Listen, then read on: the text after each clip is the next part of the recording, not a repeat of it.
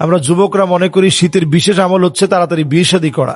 এটা শুধু শীতকালের আমল না, শীতকালের বিশেষ আমল হচ্ছে এটাকে গনিমাতুন বারিদাতুন বলা হয়েছে। আল্লাহর পক্ষ থেকে দেওয়া শীতকালের একটা গনিমত। এই সময়ে আসিয়ামু ফিশ-শিতা গনিমাতুন বারিদা, শীতকালে একটু রোজা রাখা এটা হচ্ছে শীতকালের গনিমত। অন্য হাদিসের ভিতরে আসছে রবিউল মুমিন, এটা মুমিনদের জন্য হচ্ছে বসন্তকাল।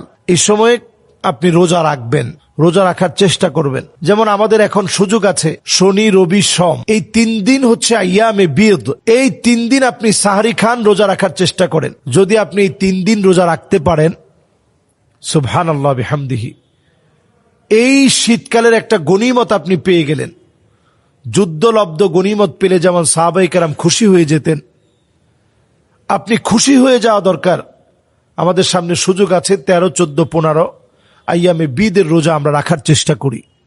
আমরা প্রত্যেকেই রাখতে পারবো ইনশাল্লাহ, একটু নিয়ত করলেই হবে। এরপরে এই শীতকালের আরো একটি আমল হচ্ছে, এই যে কষ্টের ভিতরে অনেকে দেখবেন অজু করে, ইসবাগুল উযু আলাল মাকারিহ, কষ্ট করে একটু অজুর পানিগুলা সুন্দরভাবে অঙ্গ প্রত্যঙ্গগুলা সুন্দরভাবে ধৌত করা, এটা এই সময়ের অনন্য দাবি। সুন্দর করে ঘষে ঘষে আপনি অঙ্গ প্রত্যঙ্গগুলা ধৌত করেন। হাদিসের ভিতরে আসছে এই সময়ের এই অজুটা আল্লাহর কাছে অনেক দামি হবে। এবং অজুর এই পানিগুলা গুররান মুহাজ্জালিনা মিনাল ওযু, এই পানিগুলা জকজক করে উঠবে, চকচক করে উঠবে। নবীজি অজুর এই পানিগুলো দেখে আপনাকে আমাকে চিনবেন। কাজেই এই সময়ে সুন্দর করে অজু করা, সুন্দর করে অজু বানায়া নামাজ পড়া, এটা গনিমত লাভ করার মতো। এজন্য আমরা এই শীতকালের সময়টাকে কাজে লাগাবো। আমরা কোরআনুল কারীম তেলাওয়াত করব, জিকির আজকার করব, ঠান্ডা থেকে বেঁচে থাকার চেষ্টা করব। এবং এই সময়টাতে আমরা যেভাবে রোজা রেখেছি, রোজা রাখার পাশাপাশি জামাতের সাথে নামাজ পড়ব।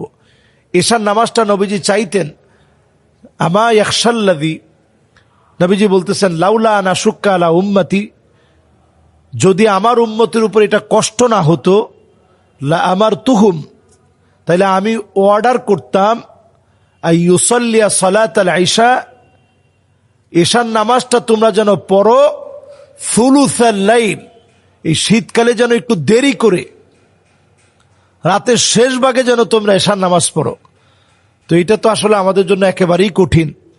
আমরা যেটা করি যে এই শীতকালীন সময়ে আমরা দেখা যায় বাংলাদেশের শীতকালীন সময়ে এশার নামাজটা পারলে আমরা আরো আগে দিয়ে দিই, 7:30টায় পড়ে ফেলি, কোনো জায়গায় 7টায় পড়ে ফেলি, মানে ওয়াক্ত হতে দেরি, নামাজ পড়তে আর দেরি নেই, আজান হতে দেরি নেই। অথচ এই সময়টাতে আমাদের উচিত একটু বেশি পরিমাণে আমরা পারলে জিকির আজকার করে এশার নামাজটা একটু দেরিতে পড়ব।